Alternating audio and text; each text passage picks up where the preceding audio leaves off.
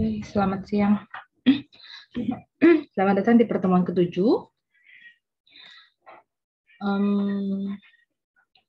Pertemuan ke-7 ini kita akan membahas tentang metodologi penelitian. Kalau di proposal penelitian, di bab terakhir kita, di chapter terakhir kita tentang metode penelitian. Metode penelitian itu maksudnya langkah-langkah apa yang akan kita lakukan untuk menyelesaikan penelitian kita. Udah keluar PPT-nya?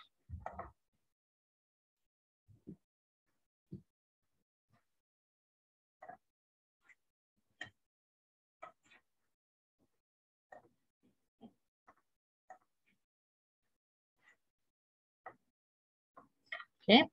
Jadi metode penelitian yang kita bahas hari ini yaitu jenis penelitian. Sebenarnya saya sudah menjelaskan apa itu jenis-jenis penelitian di pertemuan sebelumnya, variabel dan pengukuran, populasi dan sampel, metode pengumpulan data, dan metode analisis. Penelitian bisa bersifat kuantitatif maupun kualitatif, misalnya historis, deskriptif, perkembangan, kasus dan penelitian lapangan, korelasional, kausal komparatif, eksperimen murni, eksperimen semu, kaji tindak. Itu kalau penelitian secara umum.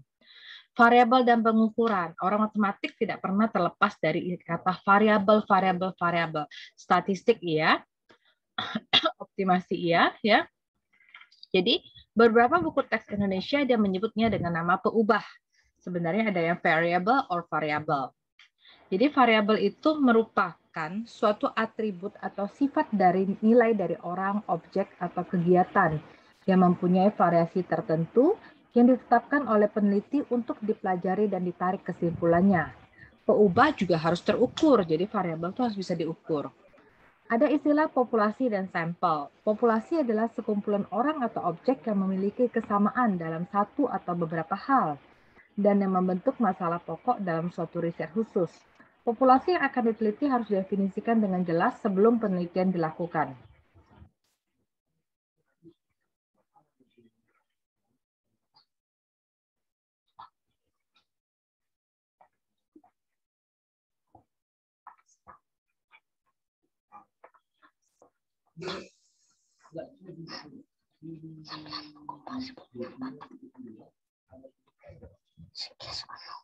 Sebentar.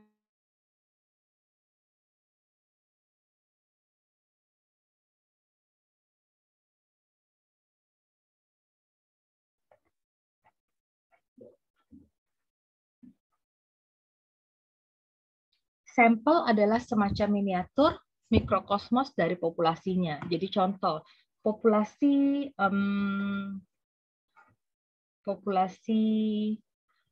semua populasi mahasiswa Universitas Sriwijaya. Sampelnya beberapa orang dari Fakultas MIPA, beberapa orang dari Fakultas Teknik, beberapa orang dari Fakultas Kedokteran, dan selanjutnya.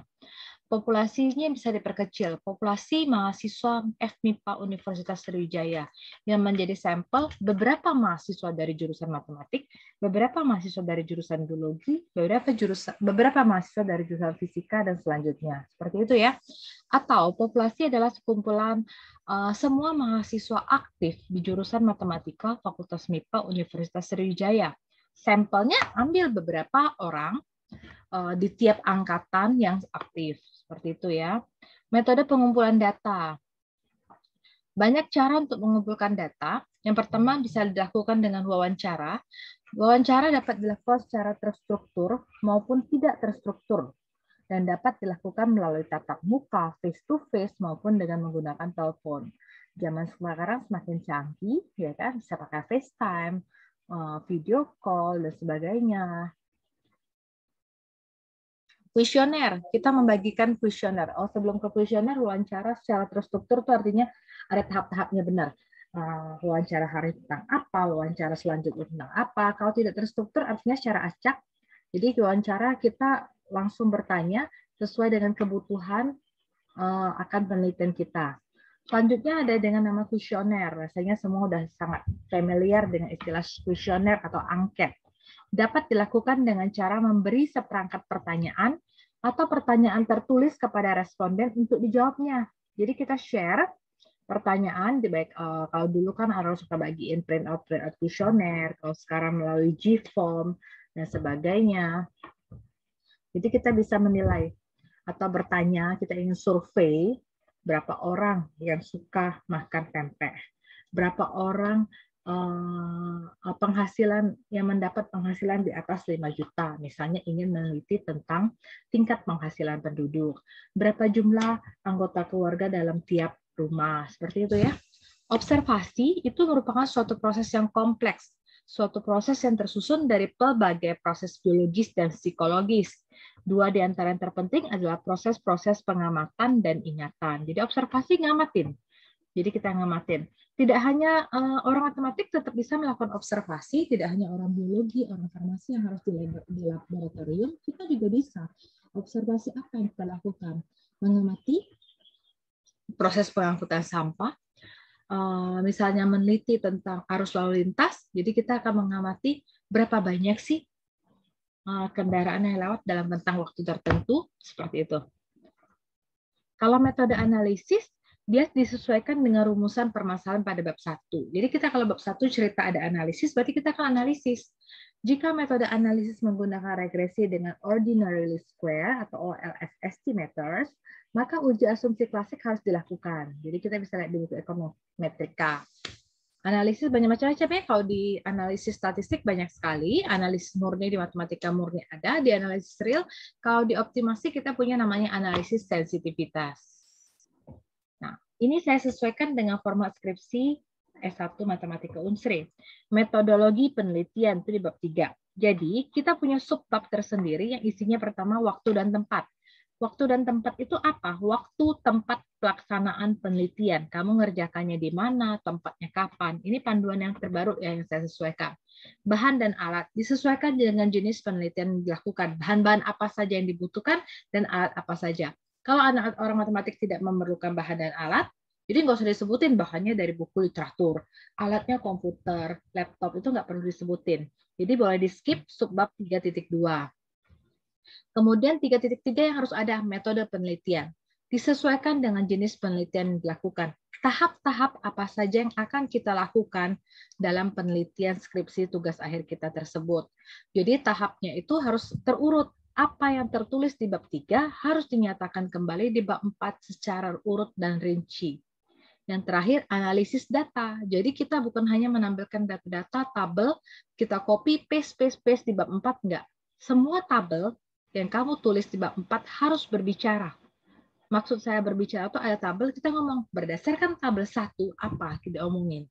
Dan kalau tabelnya banyak, Bu, ya nggak usah disebutkan sampai detail, tapi cara membaca tabel at least 2 baris pertama itu bagaimana. Jadi metodologi penelitian itu adalah proses implementasi yang secara sistematis untuk menggambarkan dan mengilustrasikan, menyingkat dan merekap, dan mengevaluasi data. Tahapan dalam proses penelitian ialah senantiasa meletakkan teknik analisis data untuk diolah dalam rangka menjawab rumusan masalah. Setiap jenis metode penelitian memiliki bagian-bagian dalam menjelaskan metodologi penulisan, penelitian kualitatif, penelitian kuantitatif, dan penelitian kepustakaan. Ini contoh beberapa bab 3 metodologi penelitian mahasiswa kita. Jadi kalau di kita waktu dan tempat itu dipisah, oke. Mau digabung juga silakan. Jadi kalau 3.1 tempat, penelitian dilakukan di jurusan Matematika FMIPA Universitas Sriwijaya. Itu tempat pelaksanaan penelitian kita. Jadi nggak usah dibuat di rumah, di laboratorium, di kosan, enggak. Jawabnya di jurusan Matematika FMIPA. Kalau orang biologi seperti kimia atau fisika, mungkin mereka dibuat di laboratorium, bla bla bla, oke. Kalau kita punya bidang minat komputasi, penelitian dilakukan di laboratorium komputasi jurusan matematika, oke, silakan ditulis. Ya, maksudnya tempat itu tempat yang ilmiah, yang formal, yang resmi. Kemudian waktu, penelitian dilaksanakan dari bulan ini sampai ini. Atau penelitian dilaksanakan selama berapa bulan, dari bulan berapa sampai bulan berapa. Atau boleh selama 1 semester, artinya di 6 bulan. Ya, dimulai dari awal kita mendapatkan surat tugas atau awal kita start memulai penelitian sampai nanti kita selesai mau ke sidang sarjana.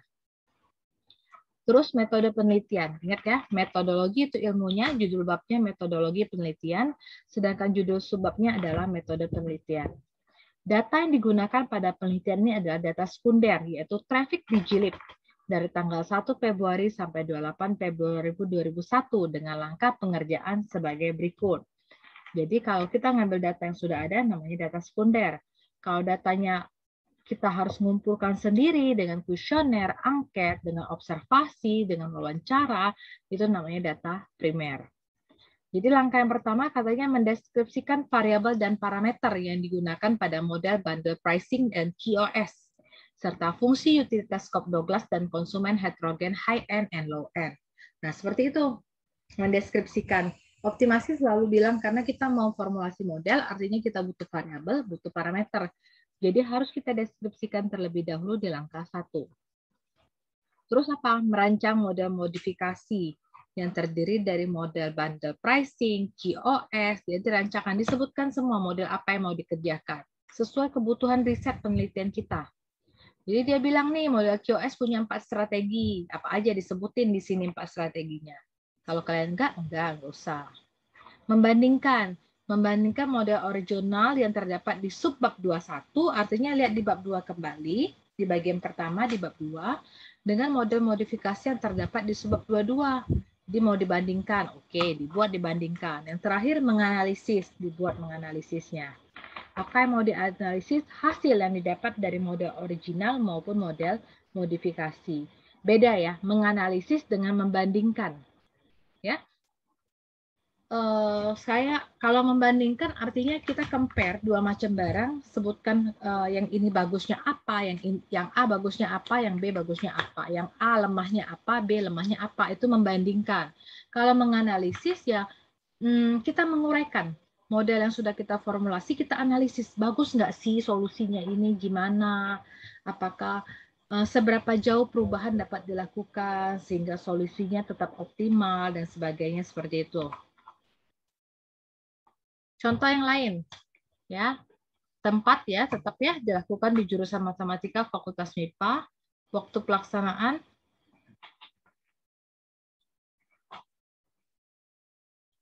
sebentar ya.